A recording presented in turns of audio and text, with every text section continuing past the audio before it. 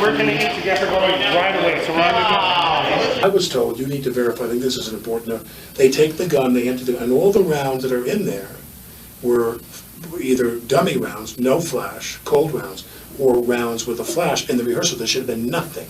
It should have been a cold gun with no rounds inside or dummy rounds.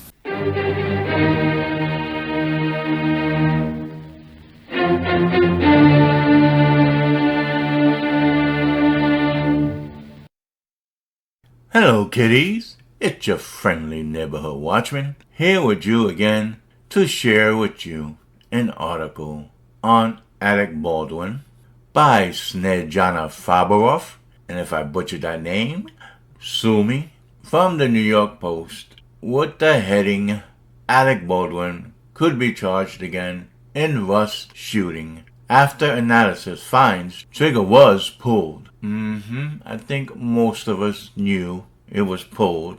It didn't go off by itself or some ghost pulled the trigger. So, without further ado, let's just jump right into this one. Alec Baldwin could be charged again in a fatal shooting of Rust cinematographer Halyna Hutchins.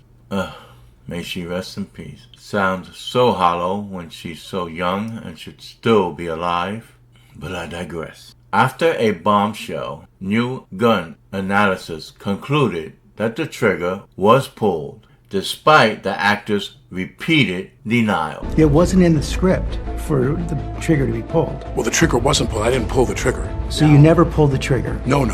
I would never point a gun at anyone and pull a trigger at them, never. What did you think happened? How did a real bullet get on that set? I have no idea. Someone put a live bullet in a gun. A bullet that wasn't even supposed to be on the property. How do you respond to actors like George Clooney who say that every time they were handed a gun, they checked it themselves? Mexico, experts in ballistics and forensic testing based in Arizona and New Mexico on Tuesday released a report examining the Colt 45 revolver used on set and markings it left on a spent cartridge. The analysis found that the trigger had to have been either pulled or depressed. Although Alec Baldwin repeatedly denies putting the trigger, given the test findings and observations reported here, the trigger had to be pulled or depressed sufficiently to release the fully cocked or retracted hammer. Of the evidence reached the report led by Lucien Haig of Forensic Science Services in Arizona. This fatal incident was the consequence of the hammer being manually retracted to its fully rearward and cocked position, followed at some point by the gun or rearward depression of the trigger, the experts continued. The analysis relied on replacement parts to reassemble the gun, pieces of which were broken during earlier testing by the FBI. New Mexico Special Prosecutor Carrie Morrissey, handling the Rust case, said in an email Tuesday that a formal announcement on whether to refile any charges against Baldwin is pending, but did not give a timeline. Baldwin, 65, has maintained that the revolver discharged accidentally after he followed instructions to point it toward Hutchins, who was behind the camera during rehearsal while filming the low-budget Western. And you should have known better and have not pointed it at anyone. But, to continue, Baldwin insisted that he pulled back the hammer, but not the trigger, and the Colt fired, fatally striking Hutchins on October 21, 2021, at a movie ranch on the outskirts of Santa Fe. Special prosecutors dropped an involuntary manslaughter charge against Baldwin in April, without prejudice, citing information that the revolver might have been modified before the shooting and malfunctioned. They commissioned the new analysis of the gun along with other weapons and ammunition from the set of Rust in a June court filing that Baldwin could still face charges.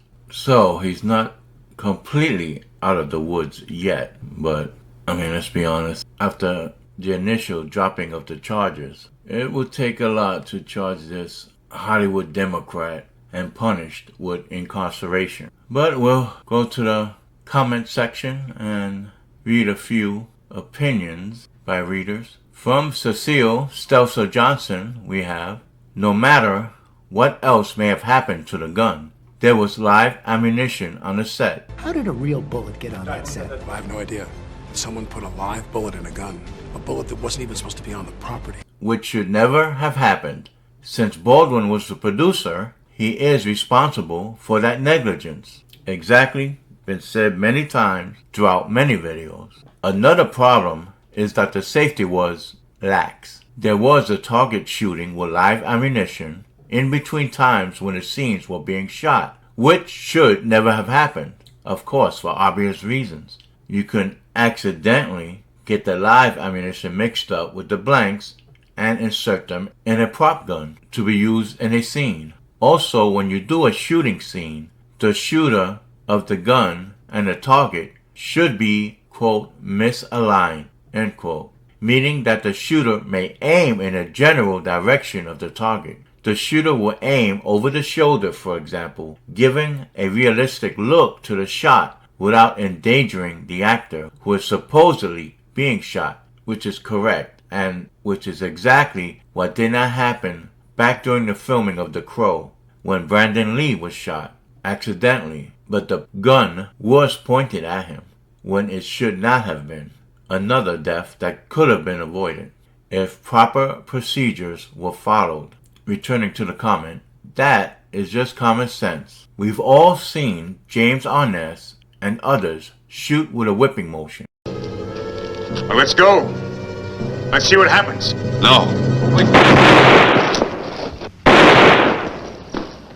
Not terribly realistic perhaps, but the audience is fooled into thinking that he is a crack shot and wounded or killed his target. The whipping action makes it impossible for the audience to know specifically when the bullet left the barrel.